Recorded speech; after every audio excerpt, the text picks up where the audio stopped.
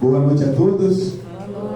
Sejam todos bem-vindos mais uma vez à casa de Deus. Como é que foi o seu dia? Foi bom? Amém. O meu foi bem, graças a Deus. Mas se o seu dia não foi bem, agora ele tem tudo para ser bem. Você está na casa de Deus, você está aqui para louvar e é grande ser o nome do Senhor. Mas também quero dar nossas boas-vindas, nossa boa noite a nossos amigos aí do YouTube. Vocês sabem que eu sempre faço esse pedido antes de iniciar, né? Não deixa de se inscrever e deixar o seu joinha aí para que essa mensagem chegue a mais pessoas. Então, mais uma vez, nós estamos aí para mais uma mensagem, a quarta, e para um tema muito importante, né, dessa jornada que nós temos aí, Novos Domingos de Esperança.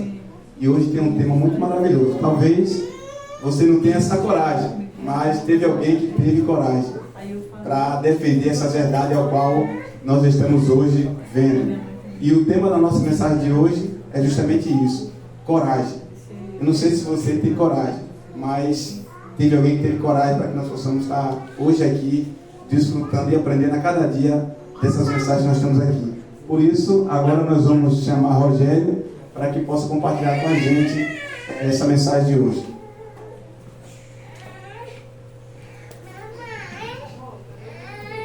Boa noite a todos. O André falou que preciso coragem, né? Preciso coragem. Deixa eu fazer uma pergunta. Daniel cantou um hino aqui que conta que foi há muito tempo atrás que a história aconteceu. Mas através do tempo, o mundo, a verdade, conheceu. E tem na poesia. Nós não sabemos o preço, nós não podemos mensurar o preço que os heróis do passado pagaram para que o Evangelho chegasse até nós hoje. Por exemplo, eu estava lendo a história dos valdenses, grande conflito, e pesquisando de onde surgiu os valdenses.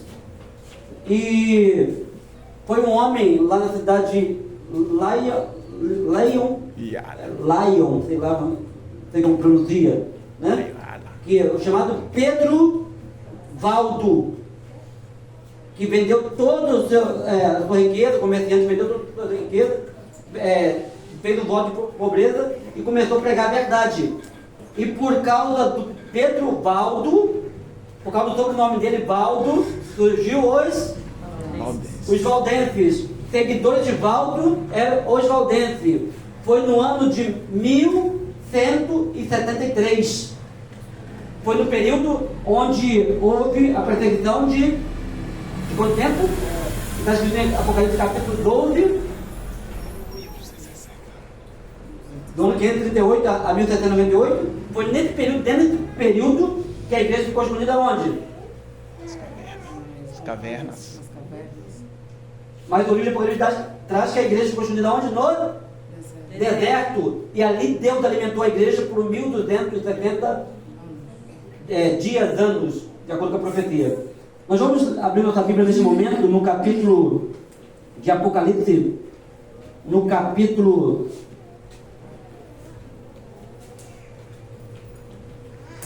17 de Apocalipse, capítulo 17 de Apocalipse, capítulo 17,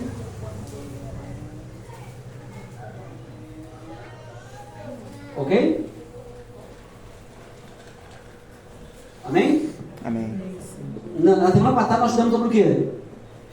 Alguém lembra que nós estudamos na semana passada? Escuridão. E nós vimos que as trevas espirituais entraram onde? No seio de quê? da cristandade. Nós vimos que a doutrina da igreja foi o quê?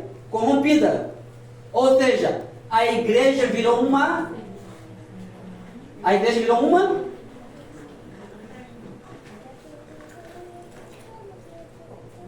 Nós temos duas mulheres no Apocalipse, meu irmão. Nós temos a igreja vestida de branco, vestida de sol, e nós temos a igreja vestida de escarlata, né?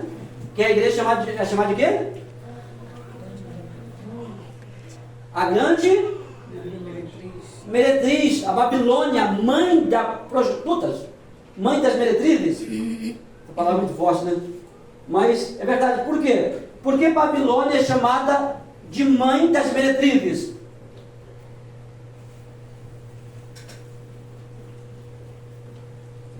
Por que chamar de meretriz? Porque ela deixou o esposo e começou a se contaminar com outros.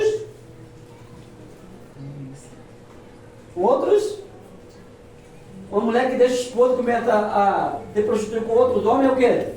Uma meretriz. E essa igreja verdadeira deixou o quê? Deixou o esposo e começou a adorar outros deuses. E nós vamos ver aqui no Apocalipse capítulo 17, versículo 10, diz o seguinte: então vi a mulher embriagada com o quê? Com sangue dos santos, com sangue da testemunha de Jesus. Quando vi, admirei com grande espanto. Ok, e aí? Então João, ele relata que quando ele viu a grande meretriz, ele ficou o quê? Espantado. Presta atenção que João no Apocalipse ele vê, antes de chegar no capítulo 17, ele vê diabo. Vê ou não vê? Ele vê uma besta. Ele vê aqueles animais lá diante do trono de Deus. Ele vê. Mas por que ele fica admirado quando ele vê a meretriz? E a meretriz estava sentada sobre onde? Essa meretriz estava sentada sobre onde? Estava montada cavalgando onde? Na besta. E nós pegamos o capítulo 17 do Apocalipse, diz que a meretriz estava embriagada com o sangue dos santos. No ano de 1173, quando Pedro Valdo fundou ali fez o voto por pobreza e começou a pregar na sua cidadezinha ali, o arcebispo proibiu ele de pregar. Por quê? Só quem poderia pregar era o quê? Os clérigos. Só que, proibindo ele de pregar, ele foi ao Papa pedindo permissão para que pregasse. O Papa permitiu. Mas só que o Papa falou o seguinte: olha, mas tem que pedir autorização ao arcebispo lá da sua região lá. E não deram a oportunidade para ele pregar. Então ele começou a pregar. Em 1176, ele traduziu a Bíblia para o seu próprio idioma. Então, qual era a doutrina dos valdenses? Os valdenses, eles queriam restaurar a verdade de Deus da igreja primitiva. Por exemplo, todos deveriam ter acesso ao quê? A Bíblia. Todos deveriam ter acesso à Bíblia. Como eles foram tratados como herege, como não puderam pregar, o que eles fizeram? Muitos foram perseguidos e tiveram que fazer o quê? Fazer o quê? Fugir. Eles tiveram que fugir para os Alpes e fazendo as casas nas matas, nas cavernas, e ali habitar. Mas só que os filhos dos valdenses, eles precisavam ir às faculdades da época estudar. E como é que eles faziam? Os valdenses preparavam missionários para pregar a verdade de Deus. Porque os valdenses era o único povo que tinha a Bíblia na sua linguagem, na sua língua materna. Ou seja, naquela época, os padres, os clérigos, eles liam a Bíblia na linguagem deles, no latim, o culto era feito em latim, e as pessoas não entendiam nada, interpretavam a Bíblia da maneira que eles queriam. Só que os valdenses veio para reclamar isso. E existem alguns países que demorou muito tempo chegar a doutrina romana, por exemplo, Grã-Bretanha, a Irlanda, a Boêmia. Nós vamos estudar mais no estudo semana que vem, na Boêmia que surgiu o grande João Reis, tá? E uma das perseguições que começou ali as perseguições começaram na era apostólica e se estenderam no período da supremacia papal, se desdobrando por 1000 anos. 1000 anos. Então houve uma guerra contra a verdade durante a Idade Média, uma guerra contra a verdade de Deus. A igreja foi duramente perseguida, a igreja teve que fugir para onde?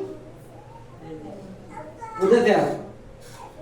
Só que, nessa época, os valdenses mostravam o verdadeiro caminho de salvação. Quando os filhos dos valdenses precisavam frequentar a faculdade, o que os pais dos filhos valdenses faziam? Eles pegavam, costuravam porções da escritura na roupa dos filhos valdenses, que precisavam ir para a faculdade. Quando eles iam com risco de vida, porque se alguma autoridade daquela época pegasse eles, seriam presos ou mortos. Então, eles iam como os comportores.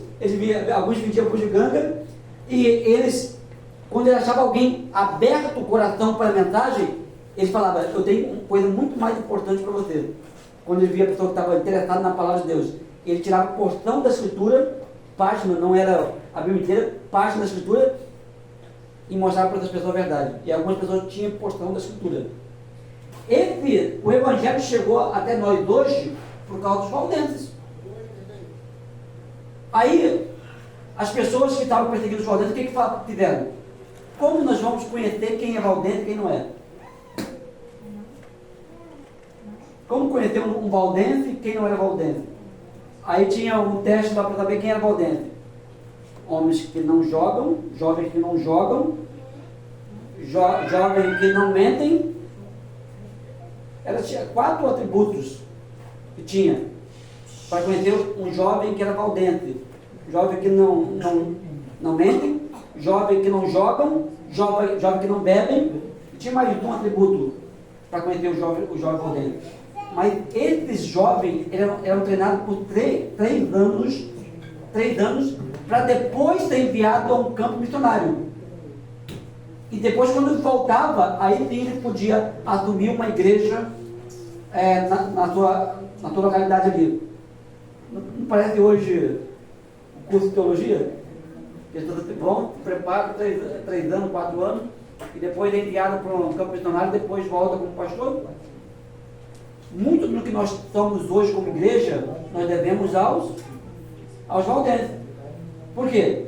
Se nós temos hoje a obra da comportagem, foi inspirada em quem? Os valdenses. Os valdenses não vendiam as coisas deles e levavam mensagem de salvação. Os comportadores também, da mesma maneira, fazem a mesma coisa. Como, por exemplo, olha o que o valdense fazia. Eles invadiam o território do inimigo para acender a tocha da verdade.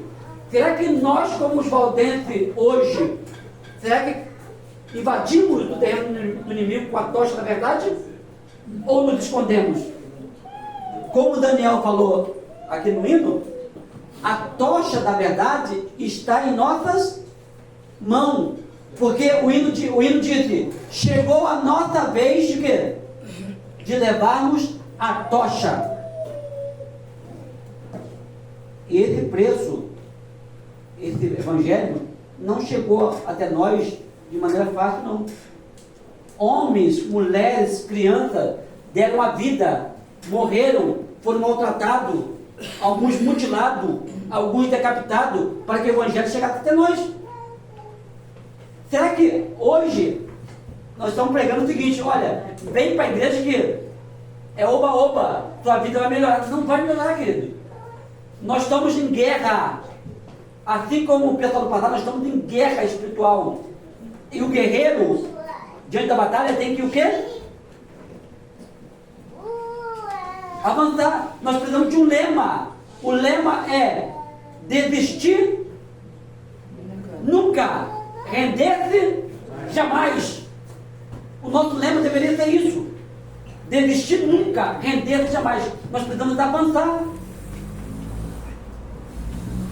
Vamos lá, na Irlanda, vieram missionários que transformaram a ilha de Iona em um centro missionário, onde havia guardadores do sábado, e de lá saíram aqueles que pregaram em diversos países, incluindo na Itália.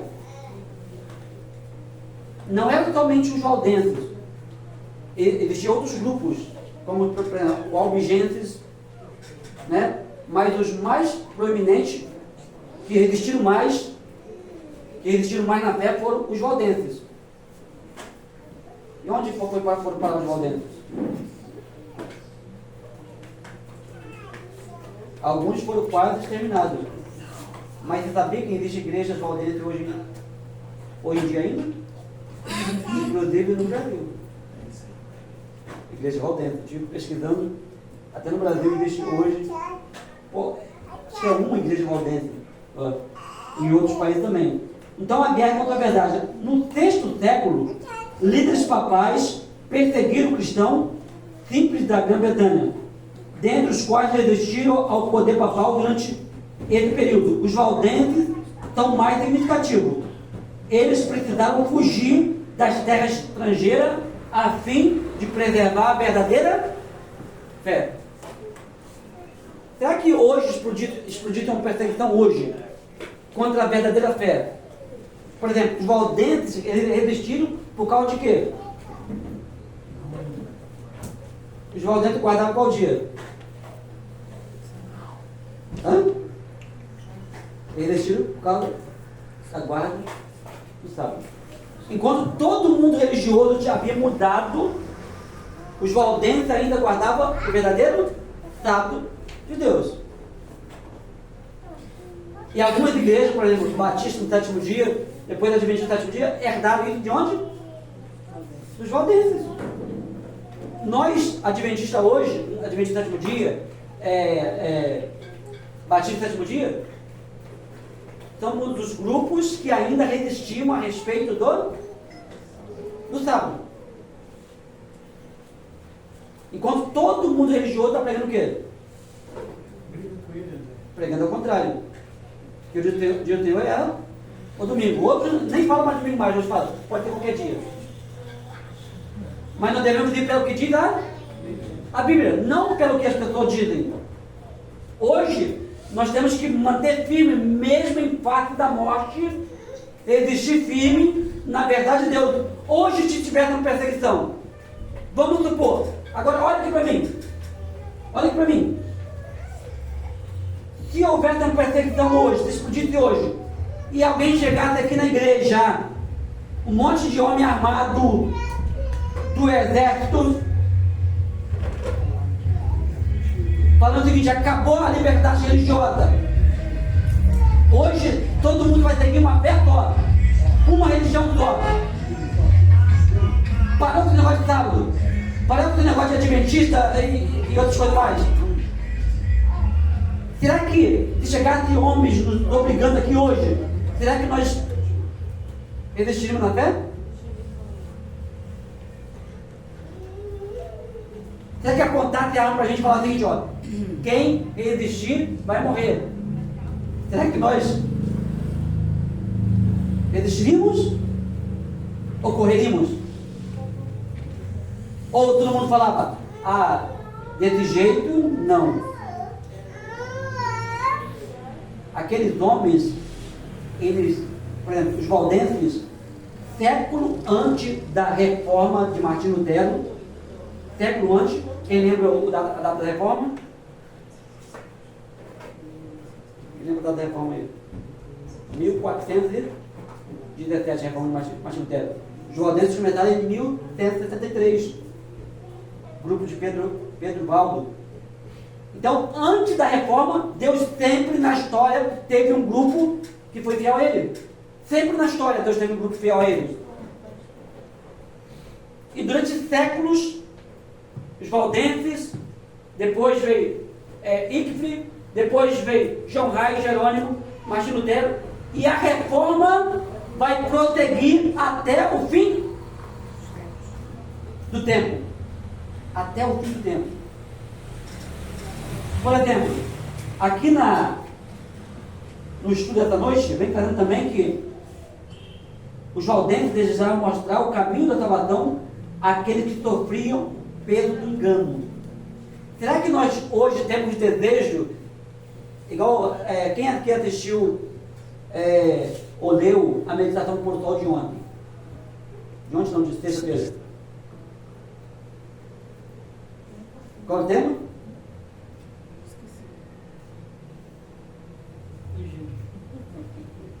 A oração de Kimi. Oração de Kimi. Lembra da história? Ele estava passando, vindo ali, e passou em frente a uma ilha e falou assim: será que tem adventista nessa ilha? Eu quero ser missionário aqui. E Deus usou poderosamente. Eu fico pensando, eu gostaria de fazer uma pergunta para vocês aqui, meu irmão. Você como cristão, não vou falar nem como adventista, e você que está nos assistindo aí também. Você como cristão, você fica preocupado se um bairro, ou uma cidade, ou um lugar não tem presente, as pessoas não têm ouvido falar de Jesus? Você fica preocupado com isso? Você fica preocupado que o evangelho não tem chegado ao mundo? Se nós não tivermos essa preocupação de pregar o evangelho em todos os lugares, esse desejo, como Kimi, né? Ele falou: será que tem adventista nesse bairro? Ele começou de uma maneira simples, dando aula de inglês. A princípio, quando ele fez a oração ali, os pais tiraram a criança toda. Até que ele orou, as crianças começaram a voltar. E o trabalho continuou. Deus, Ele quer que você faça uma obra simples. Se você fizer uma obra simples, Deus vai se transformar em algo grandioso. Quando Pedro, Valdo e os valdenses começaram essa obra, ele não fazia ideia do alcance que essa obra daria.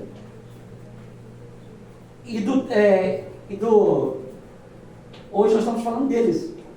Será que eles imaginaram que hoje, no futuro, algumas pessoas estariam falando deles?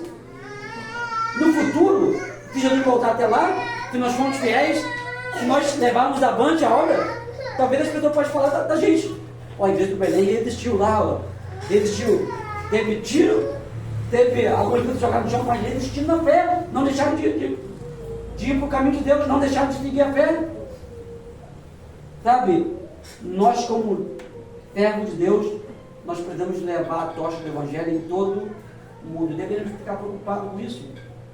Por que nós não nos preocupamos com os outros? É porque nós não nos preocupamos com nós mesmos. Nós nos preocupamos com a nossa salvação nós mesmos. Então, desde a era apostólica, a igreja cristã padeceu muito sofrimento. E se identificou durante a perseguição papal. Porque antes, quem perseguia o cristão era o pagão. Mas depois era cristão perseguindo cristão. E houve tribunal de inquisição. E outras coisas mais que nós aprendemos na história. A igreja foi duramente perseguida. Agora, como eu falei que ia falar da Boêmia, a Boêmia, um homem se destacou pela sua humildade. João Reis, ou João Hus, como alguns querem dizer. Considerado herege por Roma, condenado à morte, seu único crime foi ensinar a verdade. O único crime dele foi ensinar a verdade. A Jesus disse o seguinte: olha, o servo não é maior do que o seu Senhor. Se perseguiram a mim, vão perseguir vocês. Se eu fui perseguido, se eu fui maltratado, vão maltratar vocês também. Então, João Reis, ou João Hus, o único crime dele foi ensinar a verdade, conforme anunciada pela Escritura. Quando ele foi condenado a morrer, o quê? Ele foi condenado à morte, a morrer? Como? Queimado. Queimadura dói? Alguém aqui já foi queimado? Os homens geralmente não muito, as mulheres mais não. Apesar que o homem, se for fazer alguma coisinha lá, queima fácil. Né? O ovo, o homem joga assim. Você, né? Então, John Lewis, ele foi condenado a morrer queimado, simplesmente por ensinar a verdade. E quando as chamas da fogueira começaram a arder ao redor, sabe o que ele fez? Quando as chamas começaram a incendiar teu corpo, sabe o que ele fez? Começou a cantar. João Bush começou a cantar e louvar a Deus. Nenhum grito te ouviu da boca dele. Ele cantou até a chama silenciar a tua voz. Não só ele também. Como se você ler no grande conflito lá, vai ver que quando Jerônimo, que o seu parceiro, viu que ele morreu queimado, ele ficou meio recuado. Quando foi levado diante de Roma lá, para negar a fé, ele fez o quê? Ele fraquejou e falou, não, retrocedo, eu vou negar minha fé. E foi mandado para a prisão. Lá na prisão ele começou a pensar, poxa, morreu, foi fiel, né? E eles estão me maltratando aqui nessa prisão, já passei tudo. Eu vou deixar de morrer por Cristo? Vou perder minha salvação à toa? E ele resolveu o quê? Ir lá e voltar e falar o seguinte, olha, eu neguei minha fé, eu fraquejei, mas eu escolho morrer como João Lewis. Ele foi sentenciado também, o quê? A fogueira. E como João Lewis, ele também fez o quê? Cantou. Nenhum desses homens soltaram grito, mas cantavam. Esses homens morreram crendo que o milagre que Deus fez com Sadraque, Mesaque, Abednego aconteceria com eles. Mas mesmo se não tivesse acontecido, eles morreriam na fé. E o grande conflito diz que a filha desses homens foi pega e jogada onde? No riacho. Simbolicamente, o grande conflito diz que a cinza foi levada pelo riacho e foi levada pelo mar. E semente do Evangelho foi espalhada por todo o mundo. Porque quanto mais cristão era queimado, mais pessoa era convertida. Porque o sangue do cristão era como semente. Será que nós hoje teremos a capacidade, teremos a coragem? Porque é coragem. Se você vivesse na época de João Lewis, será que você teria coragem de ir para a fogueira? Fogueira não. Fogueira não. Por isso que o tema é coragem. Sabe, para servir a Deus precisa coragem. No Apocalipse vai dizer o seguinte: Deus, como diz, fora ficarão o quê? Covardes, mentirosos. Tem uma lista ali das pessoas que ficaram fora. Então, os covardes vão ficar fora. Para servir a Deus precisa de coragem. Essa história de igreja bem bom não é para nós. Nós estamos em batalha. Se nós intensificarmos a pregação do Evangelho, se nós pregarmos como os valdenses, se nós pregarmos como os discípulos, aí que nós vamos ser perseguidos. O grande conflito diz o seguinte: sabe por que nós não estamos perseguidos hoje? Vou falar aqui, vocês guardem isso no coração de vocês. Porque a igreja tem conformado com o mundo. A igreja está andando de mão dada com o mundo.